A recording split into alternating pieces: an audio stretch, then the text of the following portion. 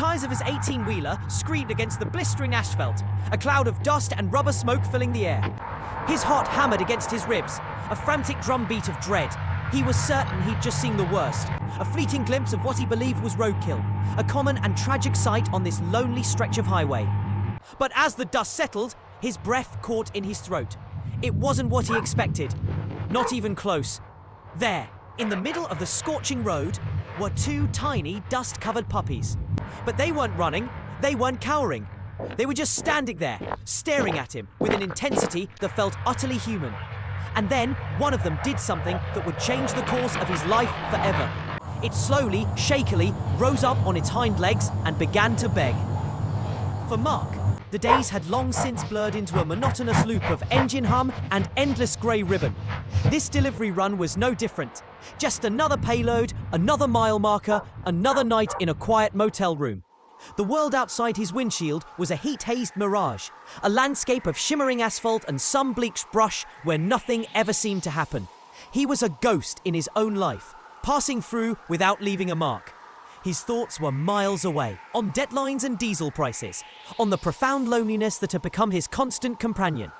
The highway was his place of solitude, a world that was too busy to notice a single man in a single truck. The movement had been so small, so insignificant against the vastness of the road, that his brain barely registered it. A flash of brownish fur. A stumble. His body reacted before his mind could, slamming the brake pedal with a force that sent his cargo shuddering. He expected the worst. He expected to find a tragic end to a small life. But instead, he found a silent, desperate plea. The two puppies, no bigger than his hands, stood their ground. Their fur was matted with grease and dirt, their ribs visible beneath thin skin. The one on the right, the braver of the two, maintained its impossible upright posture, its tiny paws pressed together as if in prayer. The other let out a soft, whimpering sound, a sound that wasn't fear, but a profound and desperate need. They didn't try to approach the truck. They simply looked from him, back towards the ditch, and then to him again. A cold understanding washed over him. This wasn't an accident. This was a mission. They weren't asking for help for themselves. They were guiding him. His own worries about schedules and deliveries evaporated, replaced by a single driving purpose. He killed the engine, the sudden silence ringing in his ears. He climbed down from the cab, his boots crunching on the gravel shoulder. The puppies, seeing him follow, turned and began to hobble away, pausing every few steps to ensure he was still behind them. They led him off the road, through a patch of thorny weeds, towards a tattered, filthy burlap sack that he had initially mistaken for a pile of trash. The air grew thick with the smell of decay and heat. And then he saw her. The sight stole the air from his lungs. Inside the torn sack lay a large dog, a beautiful creature whose spirit had been brutally broken. Her white fur was stained crimson with blood. One of her legs bent at a sickening, unnatural angle. Flies clustered around her wounds, and her breathing was so shallow it was almost imperceptible. Yet her eyes were open.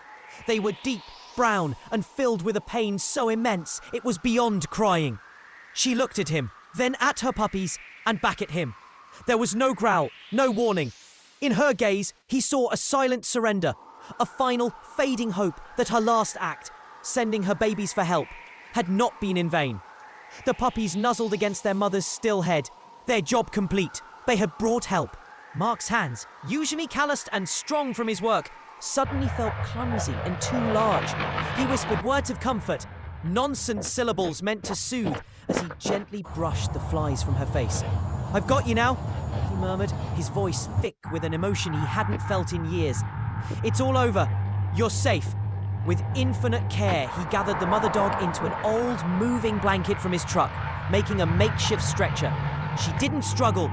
The puppies, sensing the shift, wagged their tiny tails with a flicker of exhausted energy and allowed him to pick them up, their little bodies trembling against his chest. That day, the delivery was forgotten. His truck carried a far more precious cargo to the nearest emergency veterinary clinic. A 60-mile drive filled with whispered prayers. The weeks that followed were a testament to resilience. There were surgeries, intravenous fluids, and nights spent on the floor of his own home beside her bed. He named her Sierra. The puppies, Aspen and Birch, became his shadows, tumbling over his feet as he moved. Slowly, the light returns to Sierra's eyes. The leg, though it would always bear a scar, healed strong. The trust, once shattered, was rebuilt piece by piece, treat by gentle touch. The man who believed he was meant to be alone found his quiet house filled with the soft padding of paws and the gentle rhythm of contented breathing. He had gone out on that highway a ghost and returned with a family. If you were to drive down that road today, you might see a familiar truck parked beside a small house with a bright red fence. And in the shade of a large oak tree, you would see them, a woman, once broken, now whole, sleeping peacefully in the dappled sunlight, her 2 grown puppies, loyal and brave, curled up protectively by her side. Sometimes the most profound journeys begin with a single moment of breaking. Sometimes salvation arrives not with a roar, but on 4 silent, unsteady legs. If this story found a place in your heart, let us know in the comments below. Your words truly matter to us. And for another story of unexpected hope, the next video is waiting for you right now.